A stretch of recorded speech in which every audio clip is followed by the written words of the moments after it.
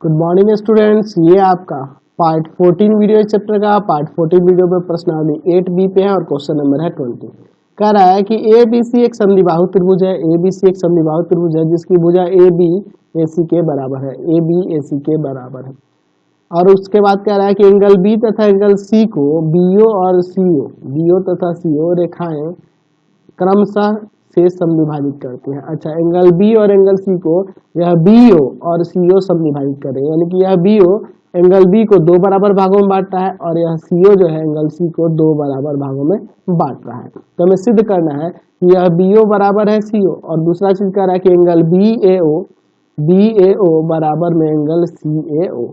चलिए इसको साबित करते हैं। बहुत ही सिंपल सा क्वेश्चन है, पहले लिख लेते हैं क्या दिया हुआ। दिया है कि त्रिभुज ABC एक समद्विबाहु त्रिभुज है। समद्विबाहु त्रिभुज है। समद्विबाहु त्रिभुज है। समद्विबाहु त्रिभुज है और क्या कह रहा है कि AB जो है ना AC के बराबर दिया है। AB AC के बराबर दिया है और क्या दिया हुआ है कि BO तथा CO क्रमशः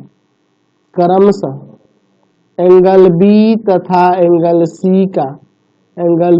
एंगल C का समद्विभाजक है। समद्विभाजक है। एंगल B तथा एंगल C का समद्विभाजक है। चलिए तो सिद्ध करना है। पहले में कह रहा है कि BO बराबर में CO और दूसरा कह रहा है कि एंगल BAO बराबर में एंगल CAO। चलिए अब इसका मैं प्रमाण आपको दिखाता हूँ। चूंकि आपके पास दिया हुआ है ऊपर ही कि AB जो है ना AC के बराबर है। त्रिभुज ABC में AB AC के बराबर है, यह दिया हुआ है। तो हम लोग जानते हैं कि त्रिभुज के अंदर समान भुजाओं के सम्मुख कोण बराबर होते हैं। सम्मुख कोण बराबर होते हैं। यानी कि यहाँ पर हम लोग लिख सकते हैं कि एंगल B बराबर में एंगल C। एंगल B जो होगा एंगल C के बराबर होगा। अब दोनों तरफ 1/2 लगा देते हैं। 1/2 ऑफ एंगल B और 1/2 ऑफ एंगल C। देखिए हमने क्या किया, 1/2 से गुणा कर दिया। 1/2 से गुणा करने पर ठीक है। चलिए अब देखो एंगल B का आधा यह भी हो सकता है और यह भी हो सकता है। क्यों? क्योंकि ये BO जो है एंगल B का समद्विभाजक है और एंगल C का आधा यह इधर वाला भी कोण और इधर वाला भी कोण हो सकता है। क्यों? क्योंकि यह एंगल C का समद्विभाजक कौन है? CO है। तो इसलिए मैं एंगल B का आधा यहाँ पे चाहूँ तो एंगल OBC लिख सकता हूँ और एंगल C का आधा एंगल OCB लिख सकता हूँ ना जी। क्यों लिख सकते हैं? क्योंकि आपके पास दिया हुआ है कि BO तथा CO क्रमशः एंगल B तथा एंगल C का समद्विभाजक है। एंगल B तथा एंगल C का समद्विभाजक है। चलिए अब देखिए जब यह दो कोण बराबर एंगल OBC और एंगल OCB बराबर, तो दो कोण बराबर तो इनके सम्मुख भुजाएं बराबर हो जाएंगे ना। तो यहाँ से हम लोग OB बराबर में OC तो लिख सकते हैं। OB बराबर OC लिखो या BO बराबर CO लिखो, एक ही बात होगा। BO बराबर में CO ऐसे भी लिख सकते हैं। OB बराबर OC या BO बराबर CO लिख सकते हैं ना। तो जब BO बराबर CO ये कैसे हो रहा है, तो यहाँ लिख सकते हैं कि समान कोणों की सम्मुख भुजाएं बराबर होती है। समान कोणों की सम्मुख भुजाएं बराबर होती हैं। सम्मुख भुजाएं बराबर होती हैं। समान भुजाओं के समान कोणों के सम्मुख भुजाएं क्या होती हैं? बराबर होती हैं। तो यह बराबर हो गया, समझ गए। BO बराबर CO हो गया, यानी पहला हमने साबित कर दिया। दूसरा हमें कोण दिखाना है कि BAO बराबर CAO। देखो BAO बराबर CO है तो दोनों त्रिभुजों को सर्वांग करना होगा। चलिए दूसरे के लिए चलते हैं। त्रिभुज AOB तथा त्रिभुज AOC में, ठीक है, इन दोनों त्रिभुजों में AB बराबर में AC दिया है। दूसरा चीज हम लोग BO बराबर CO अभी ऊपर उधर साबित कर चुके हैं।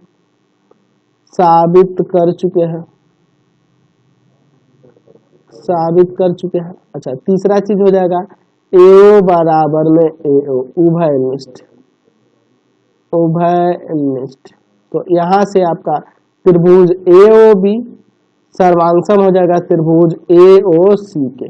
कैसे? तो भुजा भुजा भुजा सर्वांग समता, ठीक है, सर्वांगसम सर्वांगसम हो जाएगा। और जब सर्वांगसम हो गया, यह दोनों त्रिभुज सर्वांगसम हो गया, तो यहाँ से हम लोग लिख नहीं सकते हैं एंगल BAO बराबर में एंगल CAO CPCT से, CPCT से। तो यहाँ से हमने दोनों चीजें प्रमाणित कर दी। चलते हैं अगले क्वेश्चन की ओर। नेक्स्ट क्वेश्चन देखते हैं। तो अगला क्वेश्चन देखते हैं 21 नंबर का। समद्विबाहु त्रिभुज के आधार के मध्य बिंदु से समान भुजाओं पर लंब खींचा जाए तो ये लंब आपस में बराबर होते हैं, लंब बराबर होते हैं। चलिए हम इसको साबित करते हैं। बहुत ही अच्छा है यह क्वेश्चन। चलिए मैं यहाँ पे एक समद्विबाहु त्रिभुज ले लेता हूँ, इसका नाम देते हैं ABC।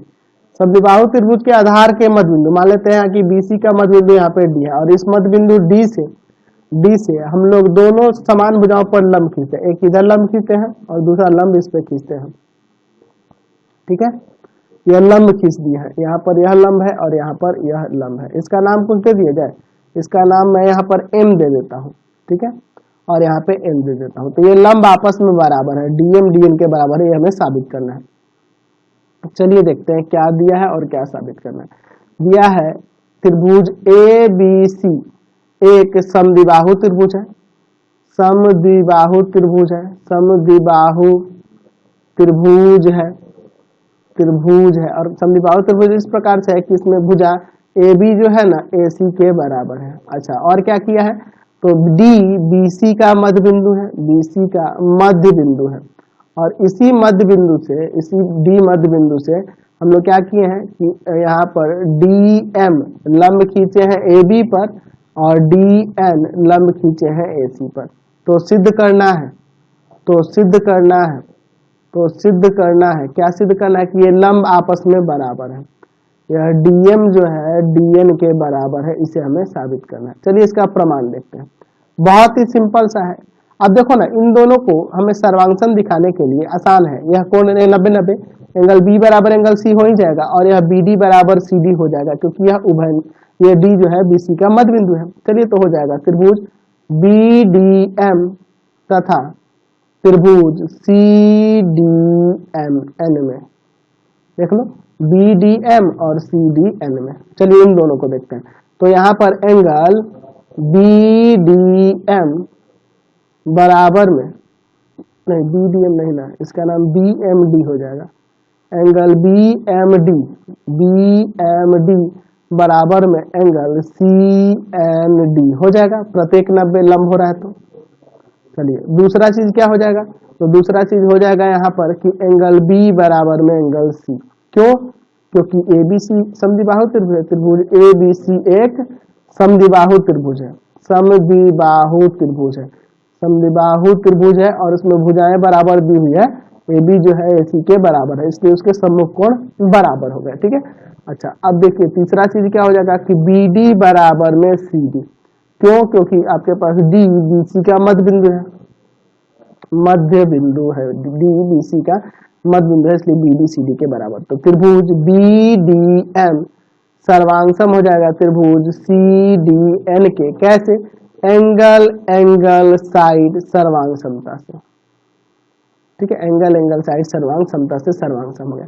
और जब यह सर्वांगसम हो गया तो मैं यहाँ से आसानी से DM बराबर में DN लिख सकता हूँ CPCT से। DM बराबर में DN है CPCT से, ठीक है। यह हमारा प्रमाणित हो गया, समझ गए। चलते हैं अगले क्वेश्चन की ओर। चलिए अगला क्वेश्चन 22 नंबर देखिए। क्या कह रहा है कि दो समद्विबाहु त्रिभुज ABC और BDC, यह दो समद्विबाहु त्रिभुज है और आधार दोनों का BC है, जो एक दूसरे के विपरीत ओर है। सिद्ध करना है कि एंगल ABD बराबर में एंगल ACD, और यह भी दिखाना है कि यह AD जो है BC का लंब सदिश है, यानी कि इस पे लंब भी हो रहा है और इसको दो बराबर भागों में बांट भी रहा है BC को AD। चलिए इसको हम लोग प्रमाणित करते हैं। तो पहले लिख लेते हैं क्या दिया हुआ है। दिया है, क्या दिया हुआ है जी कि त्रिभुज ABC तथा त्रिभुज BDC समद्विबाहु त्रिभुज है, समद्विबाहु त्रिभुज है, समद्विबाहु त्रिभुज है। अच्छा, समद्विबाहु त्रिभुज है और इसमें देख लीजिए समद्विबाहु त्रिभुज है और इसका आधार BC दिया है, यानी कि यह दोनों बराबर भुजाएं होंगी, यह दोनों बराबर भुजाएं होंगी, यही ना होगी जी। चलिए, और जिनका आधार BC है, जिनका आधार BC है, ठीक है, यानी समान भुजाएं यह होंगी, समान भुजाएं यह होंगी, समान कोण यह होगा, समान कोण यह होगा। अब फिगर में भी देख रहे हैं, तो सिद्ध करना है। पहले में क्या कह रहा है कि एंगल ABD बराबर में एंगल ABD और ACD बराबर है। और दूसरे में क्या कह रहा है कि AD जो है ना BC का लंब समद्विभाजक है, ठीक है। चलिए अब इसका प्रमाण देखो, है ना। चलिए अब इसका प्रमाण देखो, मैं पहले देखता हूं यहाँ पर कि अगर ABC समद्विबाहु त्रिभुज दिया है तो मैं यहाँ पर लिख सकता हूँ कि एंगल ABC बराबर में एंगल ACB, है ना। एंगल ABC और ACB बराबर हो जाएगा।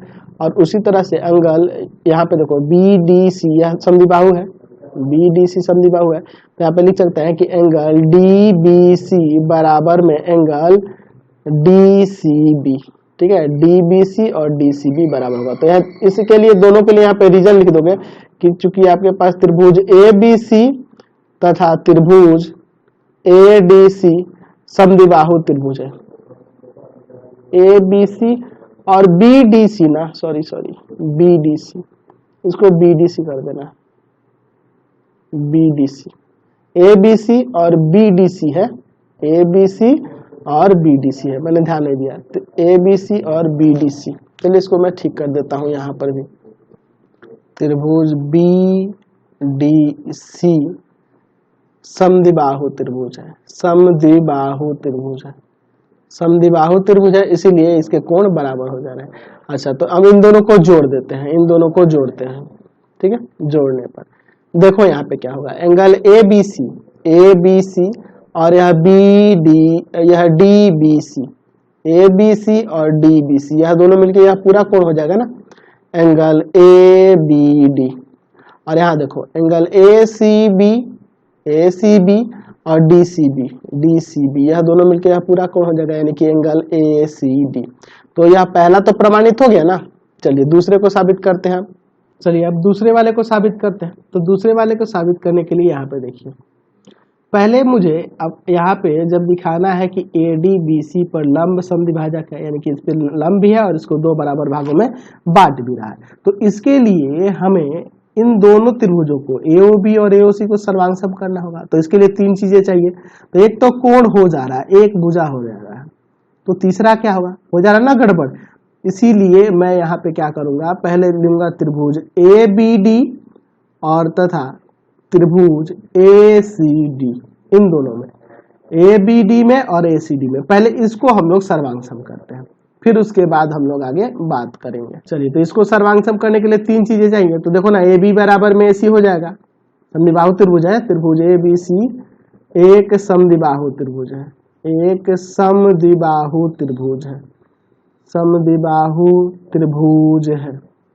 ठीक है, समद्विबाहु त्रिभुज है, AB बराबर AC हो गया। अच्छा, दूसरा चीज जो है यहाँ पर मैं यहाँ पर ले सकता हूँ कि एंगल ABD बराबर में एंगल ACD, जो हम लोग ऊपर साबित कर चुके हैं।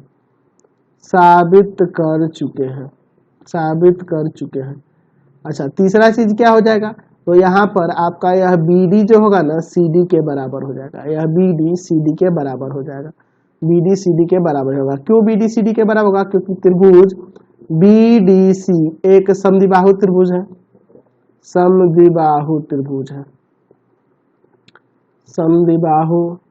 त्रिभुज है, ठीक है। तो यहाँ से त्रिभुज ABD सर्वांग हो जाएगा त्रिभुज ACD के। कैसे हो जाएगा, तो यह हो जाएगा साइड एंगल साइड सर्वांग समता से।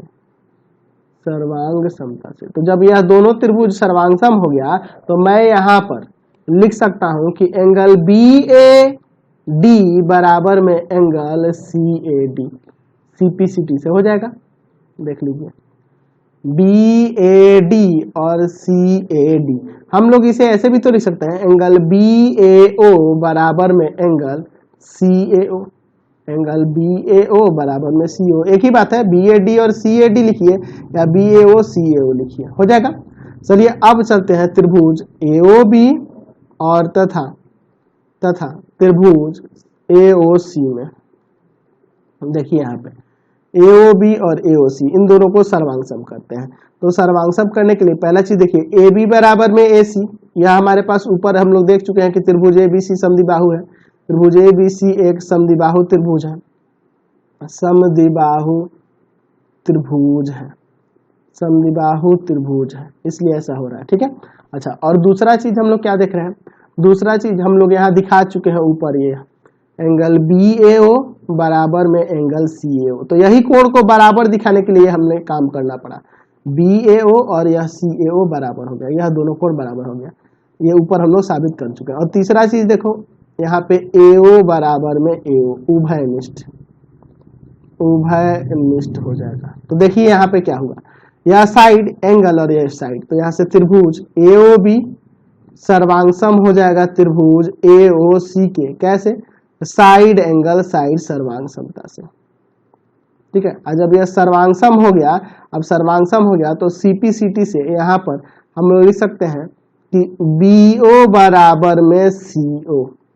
देखो यह BO बराबर हो जाएगा CO के, CPCT से, और एंगल AOB और AOC भी बराबर हो जाएगा, 90-90 होगा दोनों, क्योंकि ये देखो यह रेखा है और इस पे एक किरण है, ये दोनों 90-90 बराबर होने का मतलब ये दोनों 90-90 है, क्योंकि दोनों मिला के 180 ना होगा। तो यहाँ पे लिख सकते हैं कि एंगल AOB बराबर में एंगल आपका AOC, तो एंगल AOB एंगल AOC के बराबर हो जाएगा, एंगल AOB और AOC बराबर हो जाएगा, और दोनों 90-90 होगा, दोनों 90-90 होगा, और यहाँ लिख देंगे CPCT से। तो हम लोग क्या देख रहे हैं कि यह BO बराबर CO हो गया, और यह 90 हो गया, और यह वाला भी कोण 90 हो गया। तो अतः कह सकते ना कि ADBC पर लंब है, अतः ADBC पर लंब है, ADBC का लंब भी है और समद्विभाजक भी है, तो ADBC का लंब समद्विभाजक है, लंब समद्विभाजक है, लंब भी है और उसको समद्विभाजित भी करता है, तो यानी कि लंब समद्विभाजक है, यही हमें साबित करना था। चलिए अगला क्वेश्चन देखिए, क्वेश्चन नंबर 23 कह रहा है कि ABC और DBC, देखिए फिगर में ABC और यहाँ पर यह DBC दो समद्विबाहु त्रिभुज है, समद्विबाहु त्रिभुज है, यह दोनों समद्विबाहु त्रिभुज है ABC और DBC, जो एक ही आधार BC पर उसके एक ही ओर बने हैं। अच्छा, एक ही ओर बना है, दोनों ABC और DBC दोनों आधार BC के एक ही ओर बना है, तो सिद्ध करना है कि एंगल ABD और ACD बराबर होगा। चलिए बहुत ही सिंपल सा यह क्वेश्चन देखते हैं। दिया है त्रिभुज ABC तथा त्रिभुज DBC एक ही आधार BC पर समद्विबाहु त्रिभुज है, समद्विबाहु त्रिभुज है, तो सिद्ध करना है कि एंगल ABD बराबर में एंगल ACD। बहुत ही सिंपल सा है, देखो चूंकि आपके पास त्रिभुज ABC तथा त्रिभुज DBC समद्विबाहु त्रिभुज है,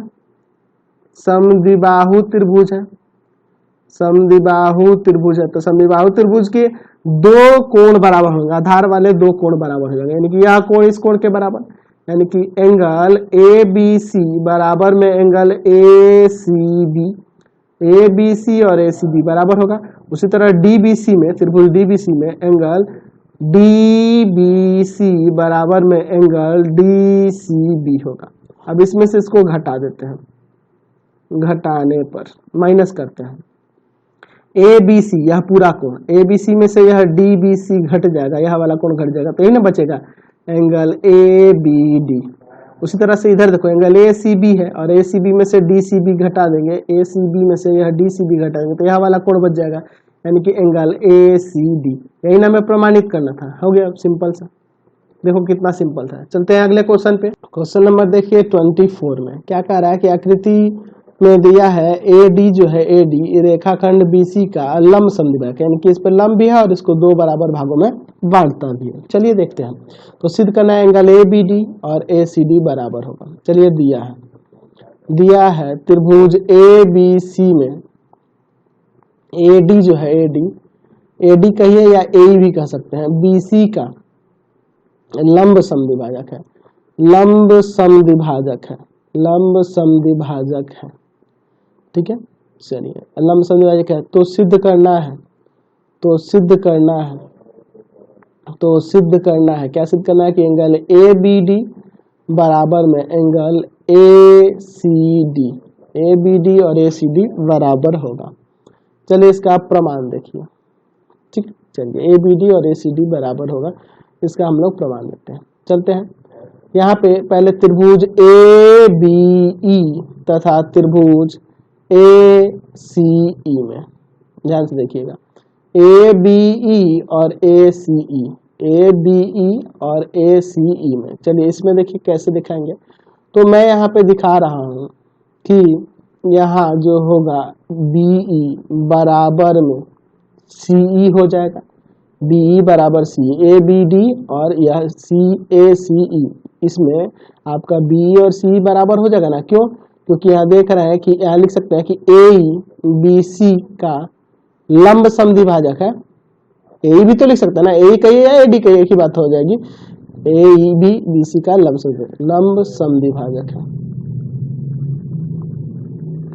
समद्विभाजक है, इसलिए ऐसा हो जा रहा है। अच्छा दूसरा चीज एंगल AEB बराबर में एंगल AEC हो जाएगा। AEB और AEC ये लंब है इसलिए बराबर हो गया 90-90। अच्छा तीसरा चीज क्या हो जाएगा, तो AE बराबर में AE उभयनिष्ठ है दोनों त्रिभुजों में। चलिए तो यहाँ से त्रिभुज ABE सर्वांगसम हो जाएगा त्रिभुज ACE के। कैसे? तो साइड सर्वांग समता से, ठीक है। जब यह सर्वांगसम हो गया, यहाँ से सर्वांगसम हो गया, तो मैं यहाँ लिख सकता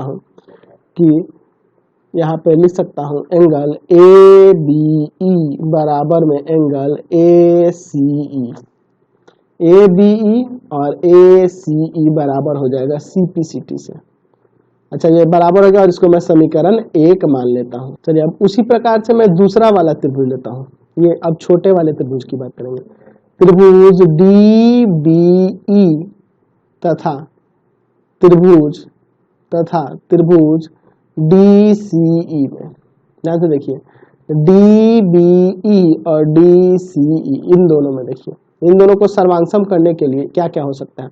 तो मैं यहाँ पे लिख सकता हूँ कि एंगल नहीं, पहले भुजा से शुरू करते हैं। BE बराबर में CE हो जाएगा, क्योंकि आपका AD यहाँ पर BC का लंब समद्विभाजक है ना। मैं यहाँ लिख सकता हूँ DE BC का लंब समद्विभाजक है, BC का लंब समद्विभाजक है। एक ही रेखा की बात हो रही है, AD कहिए या D कहिए, तो वही वाली रेखा है ना, लंब समद्विभाजक है, ठीक है, लंब समद्विभाजक है। अच्छा दूसरा क्या हो जाएगा, दूसरा एंगल DEB बराबर में एंगल DEC, दोनों 90 हो जाएगा क्योंकि लंब हो रहा है, इसके कारण यह DEB और DEC बराबर हो जाएगा। और तीसरा चीज हो जाएगा DE बराबर में DE उभयनिष्ठ हो जाएगा, ठीक है। चलिए उभयनिष्ठ हो जाएगा, तो यहाँ से त्रिभुज DBE सर्वांगसम हो जाएगा त्रिभुज DCE के साइड सर्वांग समता से, ठीक है। साइड एंगल साइड सर्वांगसम हो गया। जब सर्वांगसम हो गया तो यहाँ पे एंगल DBE बराबर में एंगल DCE हो जाएगा CPCT से, DCE हो जाएगा CPCT। यह दूसरा हो जाएगा। समीकरण 1 में से समीकरण 2 को घटा देंगे। समीकरण 1 से समीकरण 2 को घटाने पर, चलिए इसको घटाते हैं, देखते हैं घटाकर क्या आता है। चलिए घटाने पर समीकरण 1 में से समीकरण 2 को घटा देंगे, तो समीकरण 1 आपका ऊपर है, ठीक है। चलिए तो हो जाएगा यहाँ पर किस तरह से, एंगल ABE माइनस में एंगल DBE, देख रहे हैं ना, ये समीकरण 1 है और यह 2 है। उसी तरह से इधर भी एंगल ACE और एंगल DBCE। देखिए अब इसको घटाते हैं, ABE में से DBE घटाते हैं, ABE में से DBE घटाएंगे, यानी इस पूरे में से इसको घटाएंगे तो यह वाला एंगल बचेगा, एंगल ABD आ जाएगा। और इधर देखो एंगल ACE में से घटा देंगे एंगल DCE, तो यह वाला एंगल बचेगा, यानी कि एंगल ACD। तो यही नाम है प्रमाणित करना था, तो ये हमारा प्रमाणित हो गया।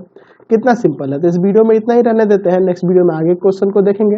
प्लीज आप चैनल को सब्सक्राइब करें, वीडियो को लाइक शेयर करें, और इससे रिलेटेड वीडियो देखने के लिए सीधे डिस्क्रिप्शन में जाए और NCERT, भारती भवन, KC सिन्हा सबका लिंक मिल जाएगा। Thanks for watching the video.